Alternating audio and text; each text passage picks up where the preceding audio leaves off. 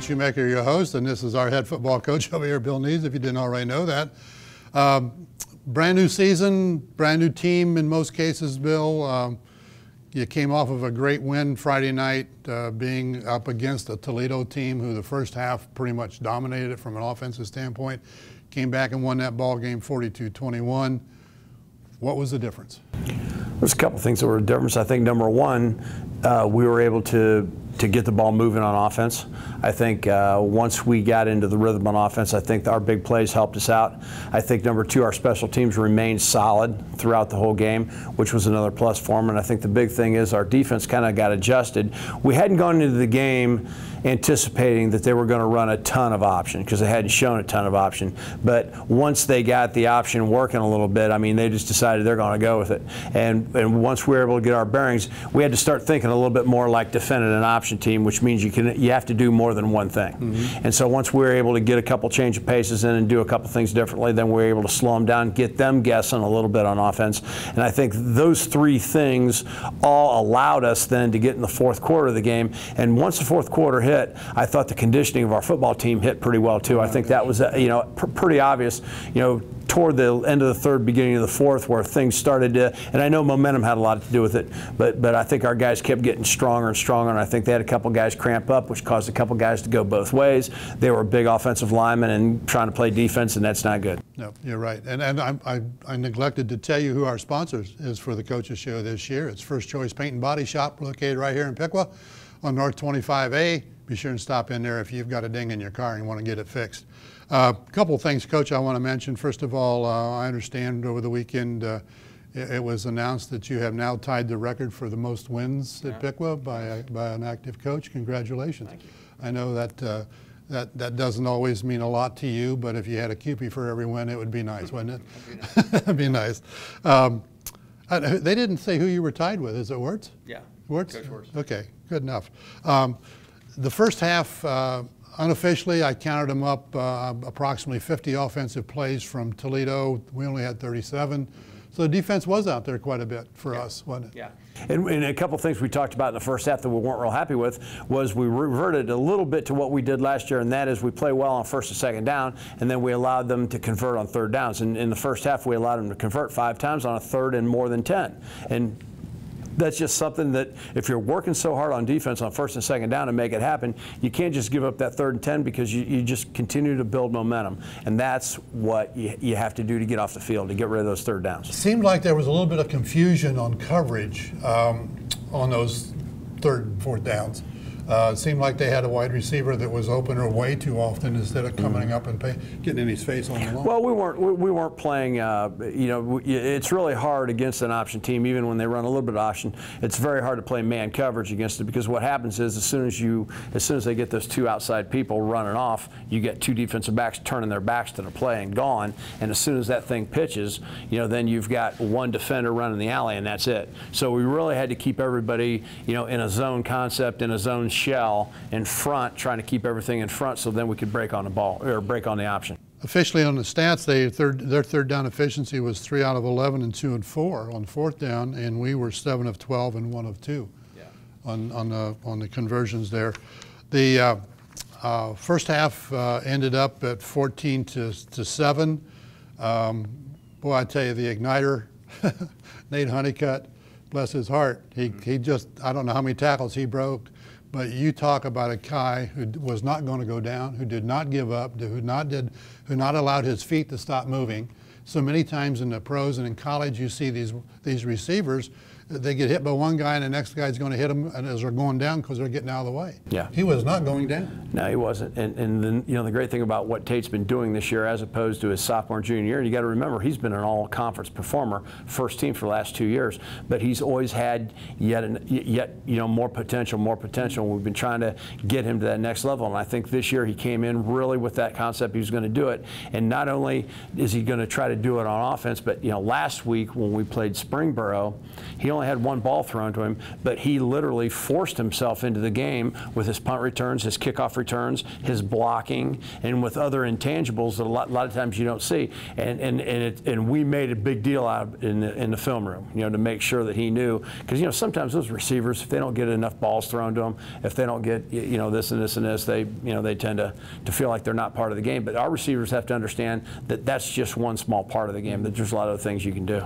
Well, your receivers in that first half were not part of the offense. They did not seem to get anything thrown to them, and we talked about it in the preseason show about the talent you have back at the receiving court. Yeah, and I think overall it was just they were pretty good defense. You got to remember now, Toledo St. John's is this week going to play Brother Rice. They're going up to Michigan to play state champion Brother Rice. The third game of the season, they're going to go play Cleveland Heights, and then they're going to get into the track schedule. So they're a quality football team, and they were playing pretty good defense. I know sometimes, from our standpoint, we like to say that we were playing ineffective offense, but I think sometimes that the other team's defense has a little to do with it, and I think they were executing well on defense.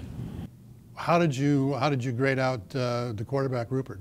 Rupert graded out. Rupert received 2 helmet decals. So Rupert graded out well on his reads. Rupert graded out well on the things we asked him to do. There was I think 2 things that and if he can hold him down to a couple things, that's good. The biggest thing about Rupert is we've always said you can make great plays, but sometimes your decision making can also make a complete error. And if we can hold those down, then we're going to be all right. Well, that score from Tate. 1:53 to go, 35-yard pass from Rupert down the right sidelines, the home sidelines, and he just never gave up and got in there to score just before halftime to make it 14-7. The extra point was good. The extra points were good all night. Good kicking game going on.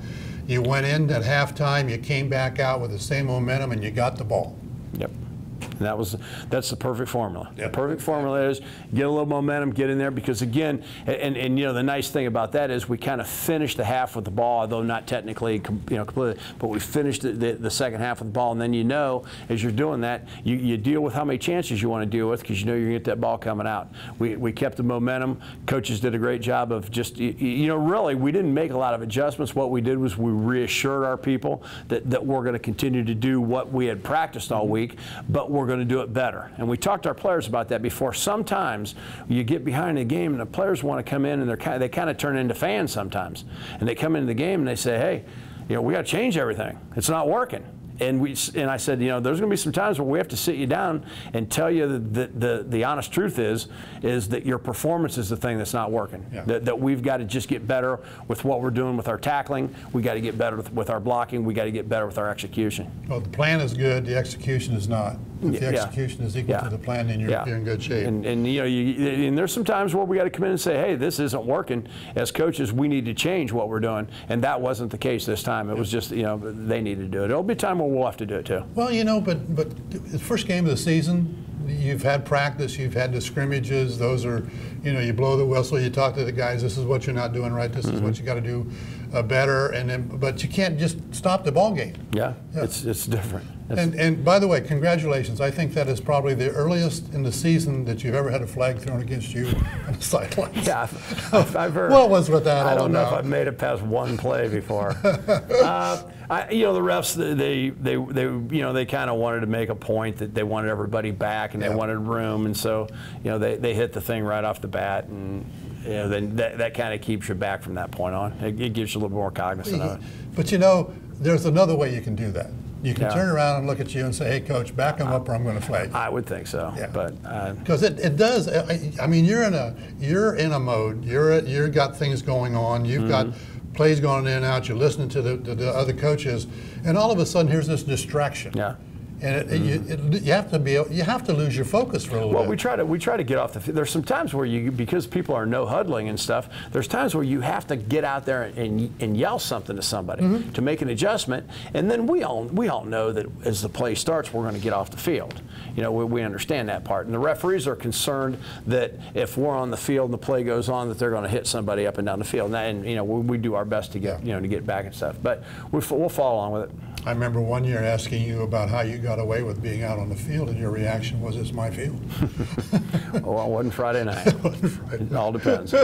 Well, I tell you what, third quarter, we get the ball, coin toss in our favor at the beginning of the game, and we get the ball, and 10:49, Yeoman goes 53 yards. And we were waiting on it. Yeah. We were waiting on it. And that's something that's got to be a constant for us, that he's going to eventually slow and go. And once he gets out of the smoke, once it clears, you know, he's got a direct beat on the goal line, and very few people are going to slow him down. Well, you know, and we're going to go to halftime here in a minute because I neglected to do that. I wanted to talk about the second half so bad, but we're going to find out from Yeomans what we were talking about just now, as far as him having the cracks in the wall out there for him to make those plays. So tell you what, don't go away, folks. We're going to come right back and talk with our two halftime guests, Tex Williams, the center, and Trent Yeomans, the running back. Don't go away.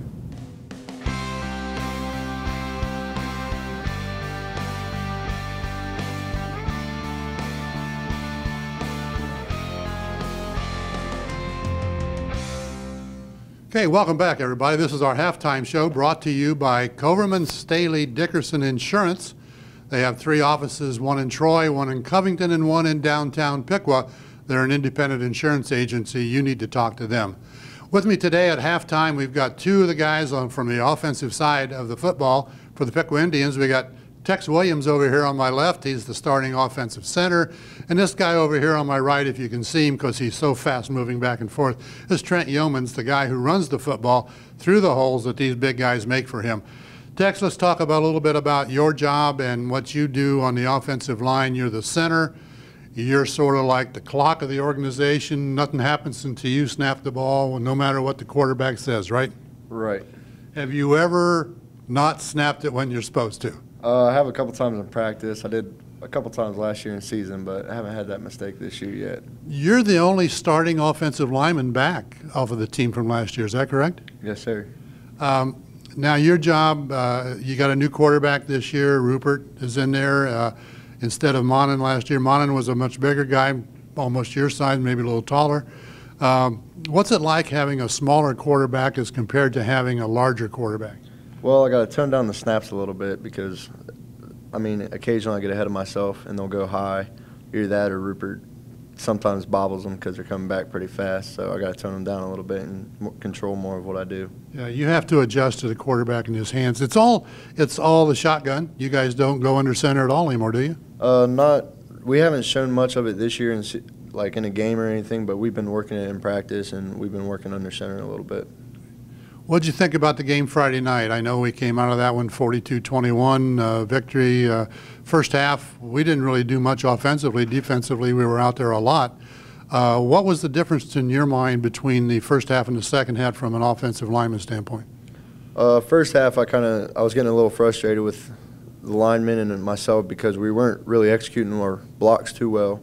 So when we had a chance, we went over it. We sat on the bench and we talked about what we had to do. And we consulted with Coach. And then at halftime, we came in. I got all my linemen together. And I'm like, look, guys, this is the beginning of the season. We got to go out here. We got to get this done. Like, it's my senior year. I want to win. I don't like losing. So, I mean, they kind of came out second half, and we all went out, executed better. We stuck our blocks, and we made it happen for Mr. Trent Yeomans and our wide receivers and our quarterback. It was a definite difference between the first half and the second half. I think I mentioned before we went on the air, offensive plays, approximately 50 offensive plays in the first half for Toledo. We only had 37, so our defense was out there a lot. Does the defense get on you guys at all about not being on the field longer and making them go back out and play? Yes, they do. They're always hounding us about getting them off the field and getting us back on the field and putting points on the board. You're a senior this year. The season's going to go fast for you. You got to realize that. All of a sudden it's going to be over, but you got 9 games to go. Regular season, hopefully 3 or 4 more after that. What's your plans right now in your mind after you graduate from Piqua High School? After I graduate, I'm planning on I want to attend UC College for law enforcement and stuff like that, okay, and get a criminal background. And then I want to maybe look at some club football teams or just like intermediate, like that kind of stuff. Okay. So you're not looking to go on to a big college and play football? If it happens, yeah, but I mean, I'm not going to hold myself down on it, but I want to. It'd be nice. Well, you knock those defensive linemen out of there and those linebackers out of there all year long, and somebody's going to come knocking on your door. Yeah, that's right. Okay, well, good luck to you the rest of the season, and thanks for being with us tonight. Thank you. Mr. Yeomans, didn't mean to have you stand still so long. How did you feel about the ball game Friday night? The first half, you guys just weren't clicking at all, were you? I mean, we got with our line, like with not a lot of new people in the line. I feel like they came out second half knowing what they needed to do, and actually with the experience from the first half, and then we just got rolling. 206 official yards. Would you have an 83, 35, 53 yarder, something like that? Just the small stuff, right? Yeah, it was short at first, and then we kept banging at them, and then eventually it's going to open up and for a big gain like the 53. Yeah, well, you know, you just keep banging on that wall, and sooner or later something's going to crack, right? Right. Well, I tell you what, there were many times Friday night when you got the ball in the first half and you hit that line and you got tackled, and we're thinking, wow, is this the same guy from last year? And then you got to think, well, it's not the same offensive line from last year. But the big guys over here, the horses, did the job for you in the second half. As Tex said, he got them organized, he got them committed to doing the right thing so that you guys could win the ball game. And boy, it had to be sweet when you hit that second level of defenders, because you know there's nobody out there with your speed. Right. When you get into that second level, it's like the best feeling because you know it's a touchdown. Yeah. All you see ahead of you is the goalpost, right? Right. You did a great job. Do you get involved in the passing at all? Do they do any swing passes to you out of the backfield? Sometimes we have like little overs and screens. It just depends on how the defense is playing against us. Has the coach instilled anything yet where a halfback pass? No. I cannot throw the ball. You can't throw it? No, I'll admit to that. Okay, well, we won't show this to anybody else in case he wants to run one of those. You got Urbana coming up Friday night. Always a good football program. They won their ball game, I think, 43-17 or something Friday night against Loudon. But going over to Urbana and playing with that history of them, what are you guys looking for? I mean, I'm looking to go over there and hopefully we can execute things and play our football and hopefully come out there with a win, of course. Yeah. Conditioning Friday night against Toledo was a big thing for you guys. You could see it in the second half. I don't think I've ever seen a team as well conditioned as what Piqua is, and it always has been, in the latter part of a ball game. If it's close going into the last part of the ball game, our conditioning always seems to be the one that comes out on top. I mean, yeah, Coach works us a lot on this in the summer, and with the size of our team, we don't have a lot of people playing both ways, and that really definitely works to advantage of us. Yeah, good. Well, what's your plans? Senior year, again, it's going to go fast for you, a lot faster than you want it to go. We'll get into the playoffs this year if the coach has anything to do with it. I know he's looking forward to that. And what's your plans after high school? I'm looking to go to college to definitely play Division I football. Maybe studying engineering or sports medicine. I haven't decided yet. Yeah. Did you play defense at all up until the last 2 years? I have not. Not? Okay. So defensive back is out of the question, right? I mean, I practice it, but I don't play at games. Okay. All right. Well, listen, thank you, both of you guys, for being with us tonight. We want to congratulate you on your win from last Friday night and wish you well the rest of the season as we move forward and hopefully have a 10-0 season when we're all done. And we want to thank you for watching the halftime show brought to you by Coram and Staley Dickerson Insurance with 3 offices. Don't forget, there's one in Troy, there's one in downtown Piqua, and there's also one in Covington. They want to be your independent insurance agents. We'll be right back with the second half and the coach. Don't go away.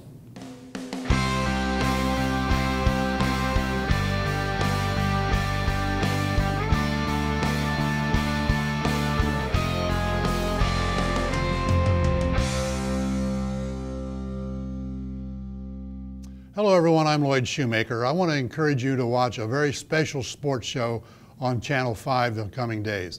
It's the Night of the Legends.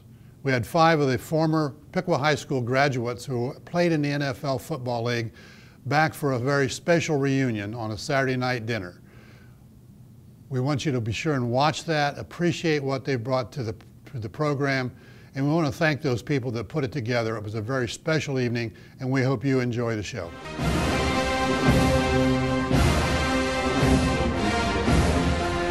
Hey, welcome back. I hope you enjoyed that interview with the 2 players, 2 great kids and very integral parts of our offense out there this year. Coach, after the touchdown by Yeoman's 53 yards, it's 14-14. 2 minutes later, King for Toledo comes right back and scores against you. That was the last time in the second half they got over the 50-yard line. Yeah, and you know what? If that play hadn't happened, I really would have felt a lot better about what we did overall defensively. The problem with that play, like anything else, is it always starts off with a missed tackle. It always starts off with somebody not getting off a block. And we had people that knew where they were supposed to be. They were in the right spot, and it just came down to a little bit of execution. We were able to do that, but the thing I liked about the defense is we were able to bounce back from that. Yes. We didn't let it get us down. There was a couple other times where we had a bad snap on a punt, and some other bad field position, and we were able to to get it out of there. Yeah. The one thing I noticed in that first half, and obviously it got corrected in the second half, there seemed to be a lot of tackling up in the upper part of the body and not taking the legs out. Yeah, you got to remind yourself sometimes that if a guy's coming in at you and the guy has X amount of weight advantage over you, that you must then go lower based on that proportion of how much weight he has upon you. And I think once we got that handled, we were able to wrap, to get down there and get lower and wrap up and be able to roll them over what we call a gator tackle. I think that was one of the big differences. Yeah, well, and unfortunately they don't have time to get their laptop out to figure out exactly how far down they got to go. So I think sometimes you can look at it and yeah, sometimes I think if you take the legs out every time, you don't have a problem with it. Well, the thing I liked about our next scoring play, it was 16 seconds less than full 4 minutes that you had possession of that ball, and I don't know what else you could ask for. Yeah, good time consumption, everything was good, and good execution. And one of the things you made note of before is one of the things we got to be happy with, and it's something we talked about quite a bit, is our extra point team. Yeah. We were able to get out there and get every single one, and they were coming after the ball. Yes, they were. They were coming after it. They wanted to block a kick. It was obvious they wanted to block a kick, and I thought our snap, our hold, and our kick, the timing, we want to get that down in under 1.25 seconds. If we do that, so according to the formula, that even the fastest guy cannot make a block. And we were able to get everyone under 1.25 and be successful. It seemed to me like the one fellow coming off that end was coming off the left side, which would have been to the back of Honeycutt. Is that where he was coming from? Yes, Why wouldn't that have been a better advantage for him to come from the other side into Honeycutt? Well, the theory on that is you want to come to the side of the kicker's leg. Oh, okay. Well, sure, that makes sense. So because you can get a better shot at it than over there. So when you think about it, some of those extra points are milliseconds away from being blocked, and if you can just get from there to there a little bit, stretch out a little bit, or have a little longer arm or something. You got to also give credit to not only our snapper, our holder, our kicker, but you got to give credit to Jarrett Toops, who was our right side wing, and he was withstanding that fury. Yeah. And he's got double gap responsibility over there, and he was able to take on that C gap and then punch that guy out far enough that he was not able to get a straight line on our kicker. Yeah, just distract him enough. Well, that tied it up at 21, and that's the last time that Toledo was able to score. But after stopping Toledo, who actually lost 9 yards on the next 4-play series, you go 42 yards in 60 seconds.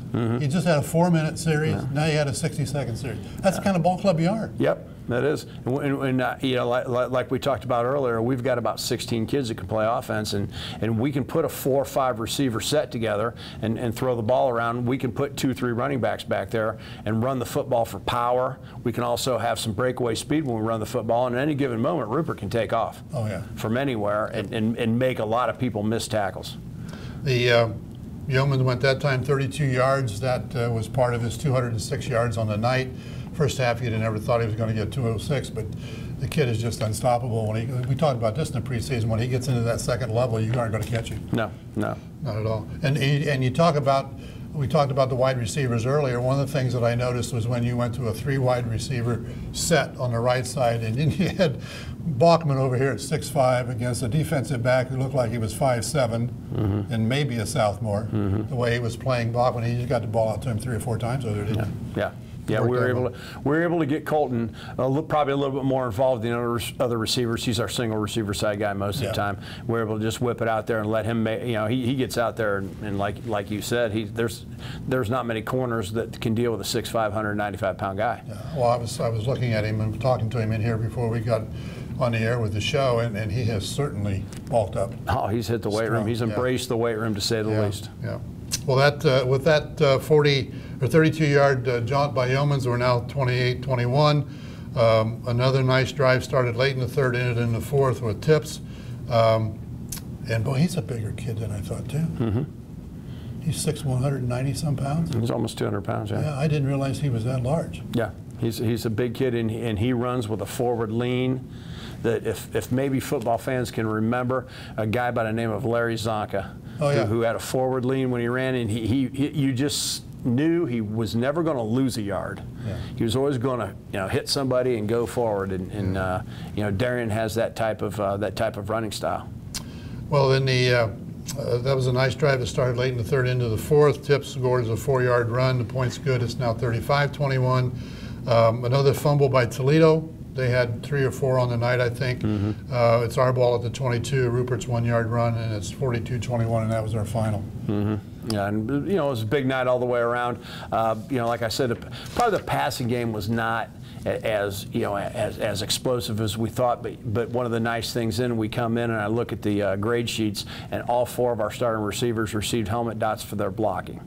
And again, that's one of those things where if you're not contributing here, find a way to contribute here. Yeah. Next week, it may be the opposite. Yeah. You never know. You just got to be ready. And your scheme says that if it's not coming to you, you got to block somebody, right? You got to help. If you're not making a big play, we got a slogan: if you're not making a big play, help someone else make one. Yeah.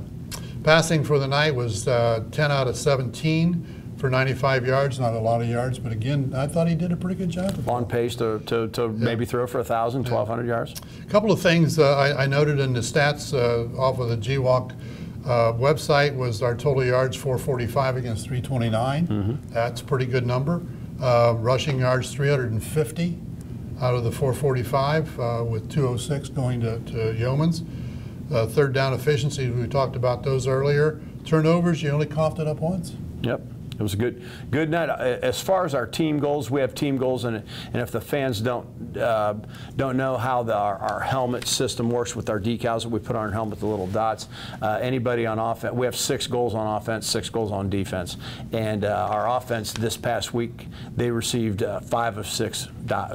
Everybody received 5 dots for 5 of 6 goals. Defensively, we only got 3 of 6, but the 1 touchdown actually killed 2 goals in 1 time, because that was a big play, and we had gone without giving up a play, a play over 30 yards, and then also one of our goals is to hold people under 2 touchdowns, and that made it the 3rd touchdown. So defense would also had 5 out of 6. Special teams, we're 4 out of 5. 42 points. You only had the ball for 20 and a half minutes. One of the things I think that we've never really looked at too much is time possession, because we've had such explosive backs around here. Yeah. Ever since Scott Foster's been here, yep, we stopped keeping track of time possession, because somebody could drive down the field and keep the ball for 6 minutes, and we'd force him to punt, and in 2 plays he would score. Yeah. And so the good thing about some of these explosive running backs is it does keep us in shape, because we do have to be, we get out there and we have to play a little bit. They're not putting the defense over on the sidelines very long. Well, as far as the individual stats, as I mentioned, Rupert had 10 of 17 for 95 yards receiving. Rushing, Yeomans with 206. Rupert had 74 on 13 carries. Tips had 87 yards. Hudson had 10 for 350 on the night. That's pretty good. You can spread it around there pretty good for the guys. Receiving wise, Honeycutt had a total of 52 yards, Bachman 33. Bachman got him on the average 10.4 to 11. I'm sure the 2 talk about that. Oh, yeah. And then Gertner had 2 yards, and then Lyman had 8. And again, I think you've got some of the best receivers out there kicking. The special teams, Runge was 6 for 6 for extra points. Austin Hall had an average of 35.3. Of course, you're not trying to kick it in the end zone. You were really kind of putting that thing all over the place out there, weren't you? Except for the first one. Yeah. Right now, we don't have a guy that conventionally can kick the ball farther than the 15-yard line and not have enough hang time to get you down to even allow us to get down there. And that was so obvious at Xenia. They got the ball and they were already returning, and we were just getting started. And so we really felt that we needed to make a change. So unbeknownst to us, we have two kickers that do a great job. Both of them are great at the pop-up. You can say, pop it up right there on that yard line, and they can do it. And that allows us then to get time, and it ends up we're going to get the ball between the 25 and 30-yard line, which is a lot better than getting the ball on the other side of the 50. So we're going to be committed to that. The big thing is in the course of a game, we're going to move around. We can move it to different places and kick it. Well, and we talked about this in the preseason. You said this is the stuff that they did to you last year, and you're going to do it back to them now. Yeah. 2 or 3 games in, they're going to realize this is what you're doing. The first couple of games, they're going to think, well, he just missed it. Yeah. And it's going to end up in one of those linemen's hands who are in that second level and they're supposed to be doing the blocking.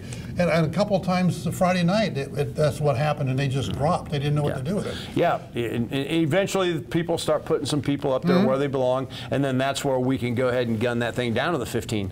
Because if they move them up too far, that'll walk right into our battle that we can go ahead and put it over their head. So it's just kind of one of the nice things about it. What we found is we practiced all week on our returns and setting everything up, and then all we did was just pray we could catch the ball and just get possession. And that's kind of what we want to do to everybody else. We just kind of want to wreck that whole return and just get them to say, hey, just catch the ball where it's at, and go from there. Well, if you do that well enough and kick that pooch kick a little high enough, when that guy receives that ball, he's also going to get hit. Yeah, yeah. So there's a good chance of forcing a fumble right there. Let's talk about the defense a little bit. Coach, you had 4 reported sacks on the night. Smeezing had a half a sack. Taylor had 2. Big night. Big night for him. Runge had a half.